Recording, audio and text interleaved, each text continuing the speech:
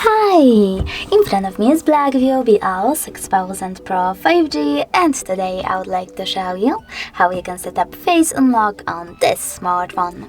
Start by exiting settings and choosing security. Now tap on Face Unlock and enter your current login method. When ready, you need to choose More at the bottom right corner and tap on Agree at the bottom right corner as well. Lastly, select Start at the bottom right corner one more time and remember to keep your face in frame. After that, you need to select Done over here. Click on Home button, and now when I turn off my screen, then turn it back on. I can see that Face Unlock is working properly. Thanks so much for watching. If you enjoyed this video, leave a like, comment, and don't forget to subscribe. Bye!